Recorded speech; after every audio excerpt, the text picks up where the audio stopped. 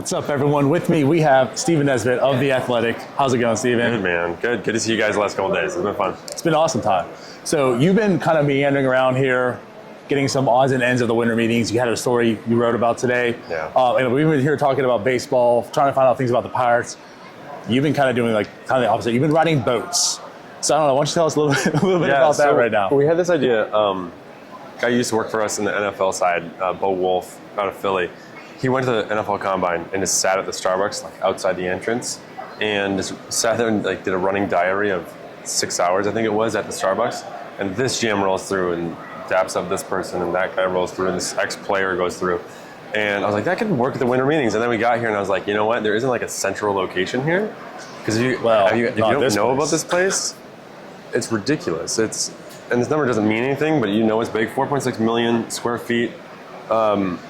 It's got 3 huge atriums. Can I get you to pan and show this massive atrium, or does that ruin the whole thing? What? Does it break the fourth wall here? Just B-roll some atrium shots. and they're huge. It's this isn't atrium doesn't cover it. It's like a massive dome, and it's biodome. It's a biodome. Yeah. So to be honest, no one looks forward to coming to Nashville, but it's just part of the winter meeting circuit. San Diego, Orlando has had it, National Harbor, Las Vegas now, and it's just one of those spots. You're in for a pretty weird time. You're not guaranteed any moves. You're guaranteed to feel weird because you see outside, but you don't feel outside. Yeah, So over the course of the story yesterday that I did 18,000 steps in this building, and I never stepped outside once. Okay, so we talked about on day one, we did 14,000 steps basically a piece. And so I'll say that's one of the things I appreciate. I know everyone has a different vibe. Everyone I think either loves this place or really enjoys it. I'm on the end that I kind of really enjoy it. And one of the reasons is because, of course, our producer, when you do the pan, right, get the B-roll to show them the atrium here. You have a producer? Yeah, it's you. Oh, I'm the producer. Oh, yeah. Dang. Let's go. But you'll see, it's you are outside, but you're not. And it's just that weird feeling. It's I've never been outside, but I see the sun, I see trees, I hear water falling. There's fish in the water. There's a boat. We're gonna sneak a canoe in. It's you're in Aruba, except for everything. You're in a dome. Right. Sorry for touching that. So anyway, it's fun, man. The winter meetings are always kind of a crapshoot. Is what gets done. When I was focused solely on the Pirates, it was you go there, crossing your fingers that something happens. You get such good access as a media member. Going up to the suites with the GM every day is great. So I'm remembering back to the Neil Walker trade happened at the winter meetings. Francisco Liriano re-signing happened at the winter meetings. Stuff happens. It's always interesting. You're always chasing something. Always just reach out to agents, trying to get any information about. I just reach out about this guy, touch base on this guy, kick tires. What kind of weird wording can I use to suggest that they could be in?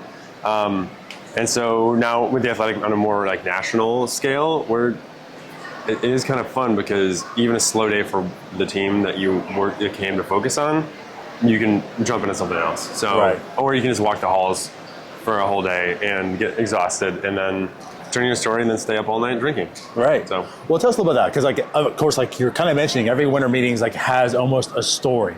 This year it was Ohtani, Soto, the trade and such, right? But that's on the baseball level. So for the people that have maybe never been here, kind of tell them what it's like is. Being part of the winter meetings, not baseball related, but just the everyday mundane things that you've been seeing.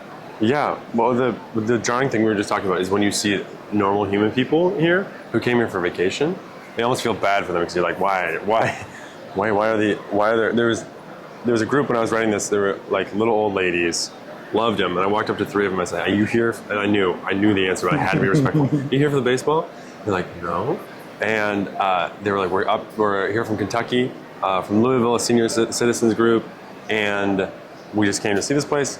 One of them was I was here with my granddaughter's gymnastics once, and clientele was very different. It didn't look like this. I was yeah, you're gonna see a lot of 20s and 30-year-old dudes here, and they were well, we'll see some old ladies. So everyone's been really nice. I just walked a really nice old man, Jack, to a steakhouse he couldn't find because it's on another planet, another atrium away.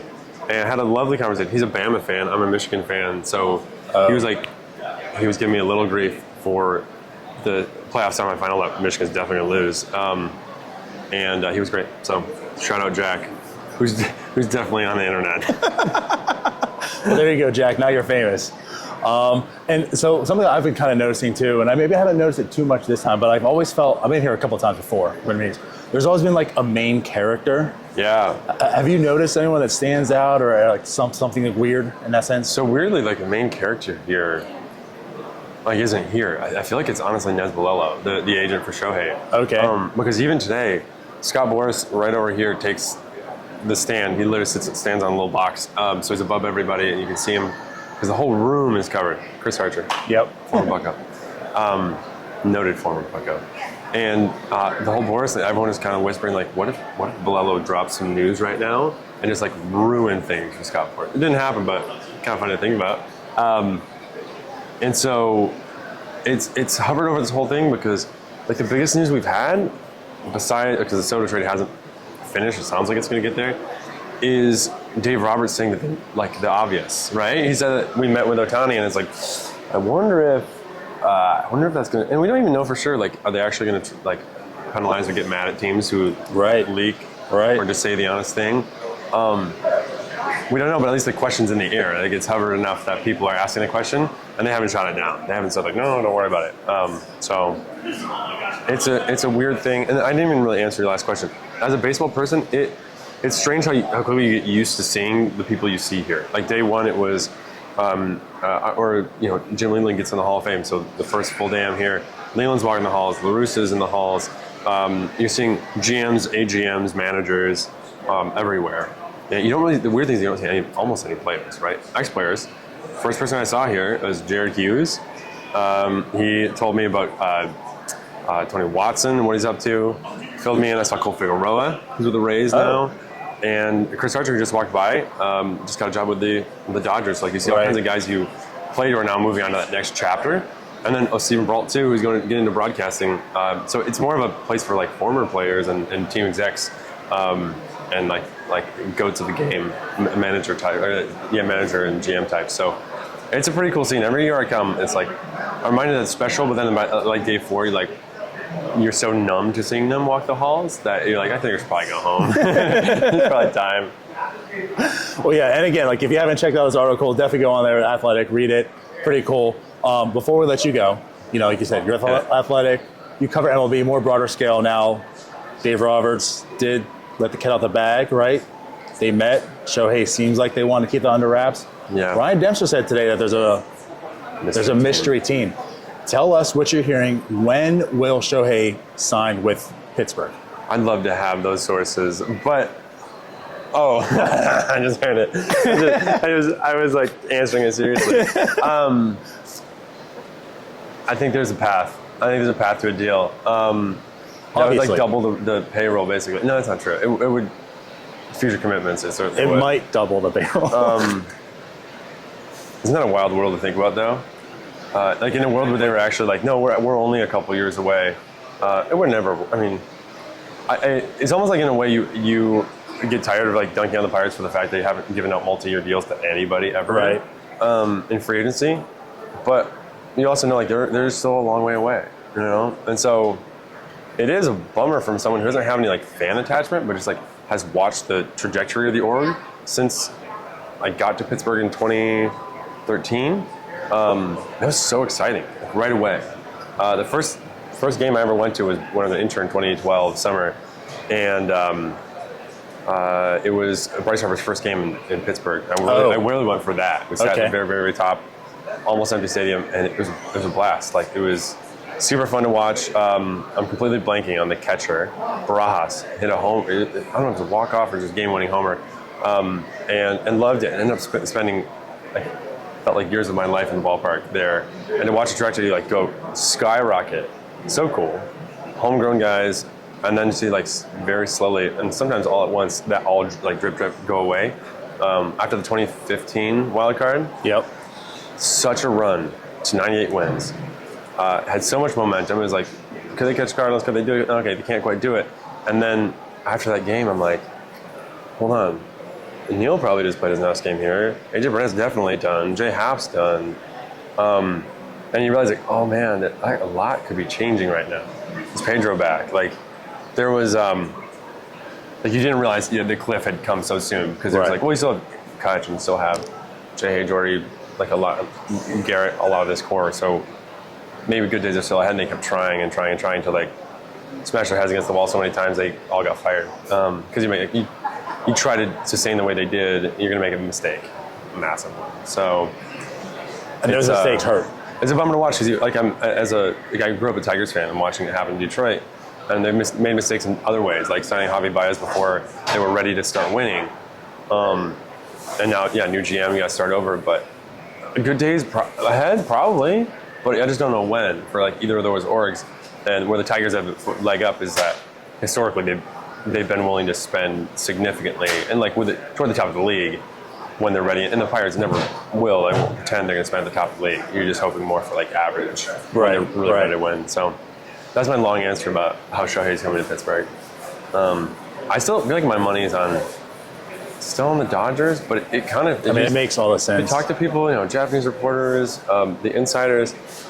Every team has like a different sense for. You'll hear, talk to some of the Dodgers. They really feel like it's them and the Blue Jays. Talk to some of the Giants. They really feel like it's them and the Blue Jays. Like the Blue Jays feel like the one that's like coming up the most. But not only anyone feels comfortable, because you don't know how much of it is just the most money and how much of it is like the city he wants. Like, did he decide 3 months ago where he wants to go, and now it's just Nez Balelo playing them all against each other, right, to get the most money, which is fair. Do your thing. But like you think about it too, like he came to the States when it didn't make sense because he wasn't going to get paid. Yeah. Like if he would have waited, he would have been able to get this free agent contract then. So like maybe money doesn't truly motivate him. Yeah. So maybe the Blue Jays are. But like, then the agent's job is to get as much as you can. Right.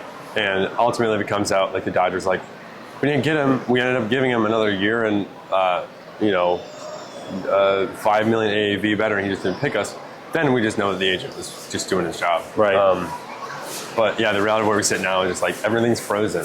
Even like the bottom of the market's frozen. I asked Charrington about that yesterday. He kind of didn't care to answer it, which is fine. He was kind of like, your guess is as good as mine. But like the truth is everyone's waiting. The trade market's waiting for Soto. The free agent market's waiting for Ohtani. And after that, it trickles down. So we'll see. Yeah, so yeah, not a whole lot happening on the baseball front here, the winter meetings, but you certainly have had your work cut out. We've seen old ladies. We've walked with old men. We've seen former Buccos all over. Clint Hurdle in the house wearing purple. You guys end up seeing him? Or saying hi? No, we didn't say hi. No, okay. He was wearing these like purple kicks. He's so like dripped out with the Rockies colors. He was on the stage. Yeah. You see that on the stage for talking to Brad Paisley for the draft lottery? Former Bucco manager Clint Hurdle, former Bucco Matt Katz. Yeah, okay. Yeah, what a world. You're right. Yeah. I don't know where the next one is. Do you know what the next one is? No. Sorry. I looked actually Have you gone to them 2 before? nights. Yeah, I was in DC and Orlando.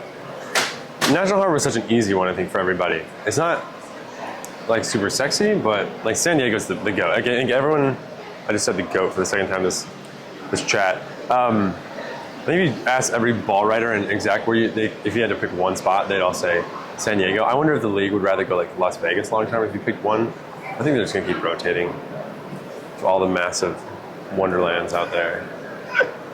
That one day could be a gymnastics event and the next day is taken over by 30-year-old AGMs everywhere. Well, Steven, I appreciate you talking to us. Thanks everyone for watching. And again, go check him out, his story, telling you all about the winter meetings. We'll see you guys later. Bye-bye. Thanks, guys.